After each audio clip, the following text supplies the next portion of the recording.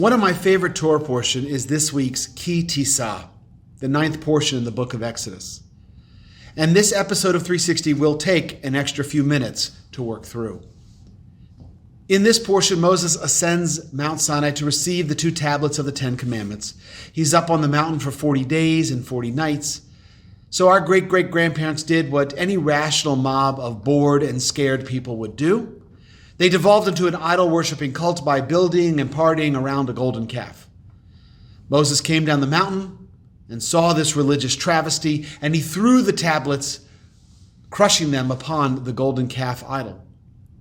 God became irate and exclaimed, "I have seen this people, and behold, they are a stiff-necked people. Now leave me alone," God says, "and my anger will be kindled against them, so that way I will annihilate them and make you, Moses, into a great nation." I'm sure Moses was flattered with God's offer to rebuild the Israelite nation again through the line of Moses, but Moses rejected God's offer and asked God instead to save the Israelites from divine retribution. This incident of the golden calf, which is among many incidents that occur in the Hebrew Bible where the Israelites are ill-behaving, shows how difficult our family can be. Let's admit it. We are an obstinate people. We are stubborn, dogged, and resolute. Just ask God. And God, the God of Israel, the God who chose us from among all the nations of the world to receive the Torah, God calls us stiff-necked. In a midrash on this text, Rabbi Yehuda said that because of worshiping the golden calf, the Israelites deserve to have their necks broken. Burn. It seems that there is no upside in being a stiff-necked people.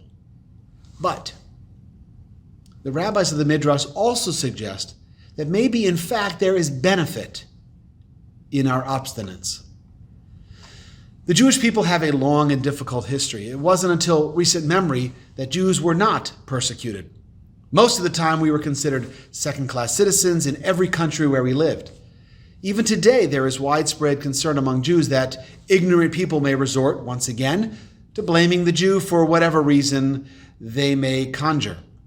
So our Jewish antennae are always up.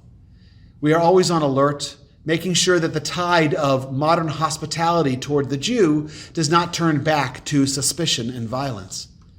Even though our place in the modern world feels secure, we are historically aware of past persecution. Look, it would be nice if we had a religious history replete with stories of a loving God and devoted Israelites who always did right in God's eyes, of a people who lived freely in the lands of other people without fear of persecution for their religious beliefs, but we know this has never been the case. So we marvel at our ancestors throughout history who still thrived. They still maintained their strong identities, even while being persecuted.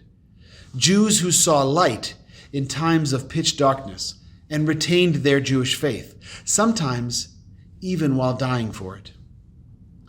Throughout our history, Jews have often been confronted with a choice, and that choice has been whether to remain committed to the religion of Torah or to deny our rich religious heritage. Time and again, Jews asked themselves this question. Time and again, Jews responded with an unequivocal no. We would not be moved. We would not be persecuted into oblivion. We would not be oppressed into silence. Our stubbornness was our strength. There's a famous story taught about the rabbinic sage Rabbi Akiva. He taught one day, he said, fishermen were out casting their nets for a catch.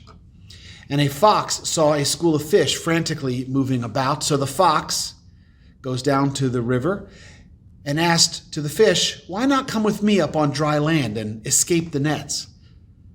The fish replied, "Water is our element. If we leave it, we die. We'll take our chances with the nets here in the water. The fishermen might catch us, but they might not. Out there with you, we will surely die." Rabbi Akiva's message here is clear. Given the choice between abandoning Torah and leaving Judaism, or taking our chances, we took our chances.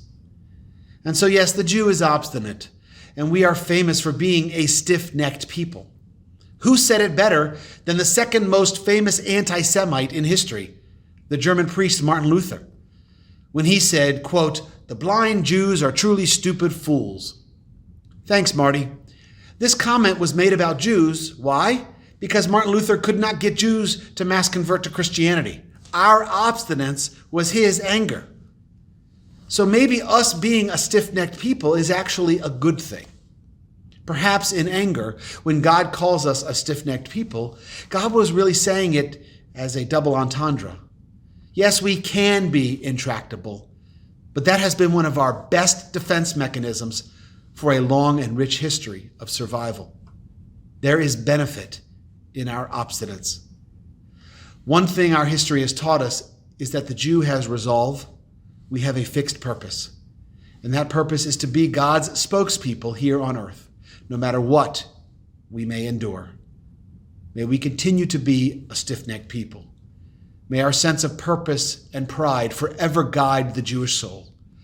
And just as the fish remained in the water despite the possible danger, may we always remain in our element, Torah, knowing that Am Yisrael Chai, that because of this, the Jewish people will continue to live.